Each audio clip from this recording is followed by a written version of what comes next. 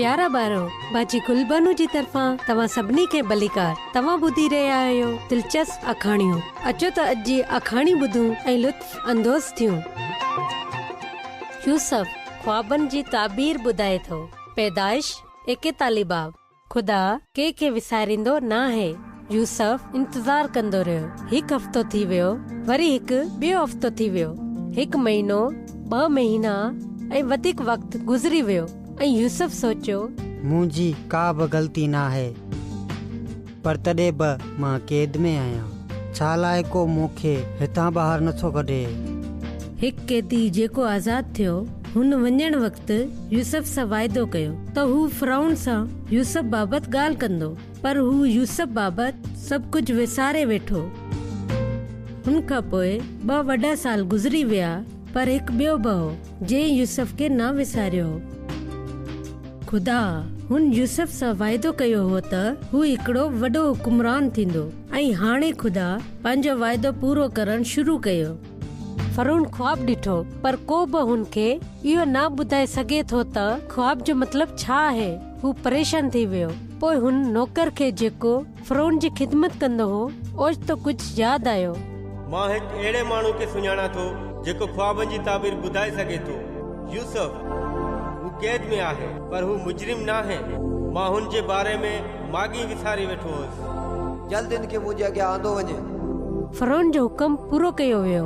यूसुफ मिस्र जे हुकुमरान जे अॻियां पेश थियो ऐं खेसि सिजदो कयो। मूं ॿुधो आहे त तूं ख्वाबनि जी ताबीर ॿुधाए सघीं थो। अज़ीम फ़िरौन, उहो आऊं नथो करे सघां, पर खुदा करे सघे थो। मूं ख्वाब में ॾिठो आहे त आऊं दरियाए नील जे किनारे ते बीठो आहियां। पाणी मां 7 थुलियूं ॻऊं निकितियूं, जिन खे 7 सनियूं ॻऊं गिड़काए वयूं। पोइ मूं ॾिठो त हिकिड़ी कानी मां अन सां भरियल 7 थुला ऐं सुठा सुठा संग निकिता, जिन खे 7 सनरा संग गिड़काए विया। हिन जो छा मतिलबु आहे? छा तूं ॿुधाए सघीं थो? खुदा तव्हांखे ॿुधियो आहे त 7 साल वॾी बरकत वारा हूंदा। मिस्र में तमामु सुठी फसल थींदी, पर उन खां पोइ 7 साल ॾुकार जा ॾींहं हूंदा, जंहिं मां का शइ न थींदी। ऐं हीउ ज़रूरु थींदो। सभ खां सुठो तरीक़ो उहो आहे त हिकिड़ो अक़लमंद माण्हू ॻोल्हियो वञे जेको बरकत वारे सालनि में अन्न गॾु करे सघे, त जीअं माण्हू ॾुकार वारनि 7 सालनि में बुखिया न रहनि। यूसुफ, तूं इहो माण्हू आहीं। ख़ुदा तोसां गॾु आहे। मां तोखे पंहिंजो मददगार चूंडियां थो। मिस्र में हर कंहिंखे तुंहिंजी ॻाल्हि मञणी पवंदी।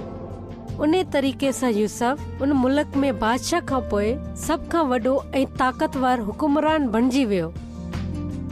हुन लाइ उन ॻाल्हि ते यकीन करणु मुश्किल हो। खुदा हुनखे विसारियो न हो, जॾहिं त ईअं ॾिसण में न पे आयो हो।